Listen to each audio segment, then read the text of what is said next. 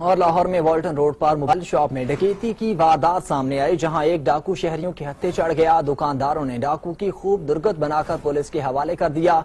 डकैती की पहली वारदात थी। डाकू सरोज की जानिब से ये बयान दिया गया, जबकि उसके 2 साथी मौके से फरार होने में कामयाब हो गए। तफसीलात जानते हैं नुमाइंदा 7 न्यूज़ मलिक मुश्ताक से। जी मलिक मुश्ताक, बताए किस मुतालिक।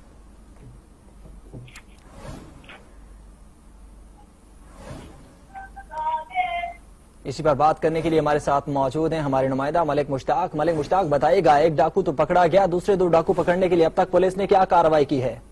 जी बिल्कुल, पुलिस ने जगह जगह पर छापे मारना शुरू कर दिए और इलाके में जो सीसीटीवी कैमरे लगाए गए थे उनसे जो है वो फुटेज हासिल की जा रही है। चूंकि ये वाल्टर रोड का वाकया है, जहां पर 4 डाकुओं ने वारदात के लिए ये दुकान के अंदर दाखिल हुए, जबकि वहां पर मौजूद शहरियों के पास असला भी मौजूद था। और ऐनी शाहिदीन ने बताया कि वहां पर मौजूद लोगों ने असला भी चलाया, लेकिन जब डाकुओं ने वारदात के बाद भागने की कोशिश की तो एक डाकू जिसका नाम सर्वश है वो लोगों के हत्थे चढ़ गया, जिसकी काफी दुर्गत बनाने के बाद पुलिस के हवाले कर दिया गया। जबकि डाकू ने इब्तदाई तफ्तीश में बताया कि मेरी ये पहली वारदात थी, चूंकि बाकी लोग जो हैं वो भाग चुके हैं।